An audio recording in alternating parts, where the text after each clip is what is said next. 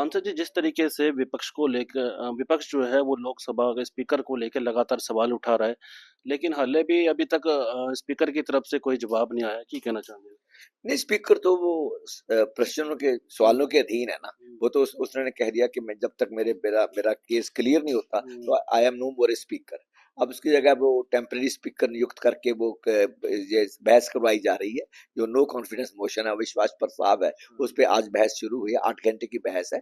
4-5 पार्टियां बोल चुकी हैं। अभी रात तक वो शायद बहस चलेगी। उसके बाद वोटिंग होगी और स्पीकर के बारे में निर्णय होगा। तो ये एक लोकतांत्रिक प्रक्रिया है।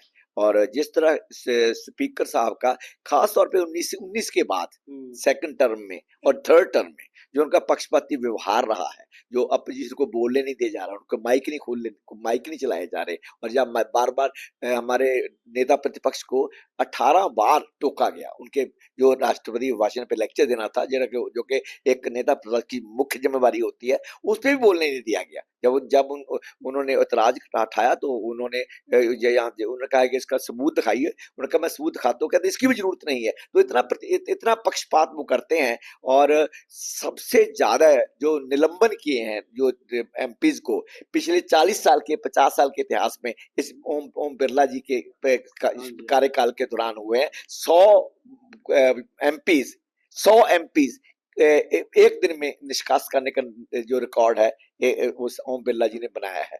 इससे पहले और सभी एमपी विपक्ष के हैं, हुँ, पक्ष का कोई भी नहीं। इससे पहले बहुत बार एमपी निष्कासित हुए हैं, पर उनमें पक्ष के भी होते थे, विपक्ष के भी होते थे। बिल्कुल। जो दुर्व्यवहार जिन्होंने दुर्व्यवहार किया संसद में, जैसे वो इनके प्रतिपक्ष बीजेपी के नेता थे बिदुड़ी साहब। हुँ, उन्होंने एक मुस्लिम एमपी को वोट कटवा कहा, मुसलमान कहा, मुल्ला कहा, तो उसके ऊपर कोई एक्शन नहीं आया। और जो विपक्ष के एमपीज हैं, उनको छोटी छोटी बात पे उनको बाहर निकाल दिया जाता है, वो सवाल पूछने में बाहर निकाल दिया जाता है। तो ऐसा ये पक्षपाती रवैया ये जमहूरियत के लिए बड़ा खतरनाक है। तो हमने चेताने के लिए और इसको दुरुस्त करने के लिए स्पीकर साहब के खिलाफ लोकसभा के हमने अविश्वास प्रस्ताव पेश किया। कैसा उस स्पीकर चाहिए सर आपको? जो निष्पक्ष हो, हुँ, जो देखो, सरकार के पास तो सरकार होती है, बिल्कुल। विपक्ष के पास है ही लोकसभा है। जी, विपक्ष होता है, जो लोकसभा है ये होती है विपक्ष के लिए है, ताकि सरकार को चौकस किया जा सके, सरकार को रोका जा सके गलत काम करने से। अगर आप विपक्ष को बोलने नहीं देंगे तो सरकार की दुरुस्ती कैसे होगी, नीतियां कैसे ठीक होंगी, लोगों के पक्ष की बात कौन करेगा? अगर बीजेपी के पास 240 सीटें हैं तो हमारे पास भी 234 सीटें हैं। सही बात है। हम भी 40 करोड़ 41 करोड़ लोगों को विपक्ष रिप्रेजेंट करता है। तो हमें जब चुप कराया जाता है, वहां से कोई वहां का नेता सत्ता पक्ष की तरफ से कोई जब मर्जी बोलने उठे उसका माइक ऑन कर दिया जाता है, और हम लोग हमारे नेता प्रतिपक्ष को बार बार टोका जाता है।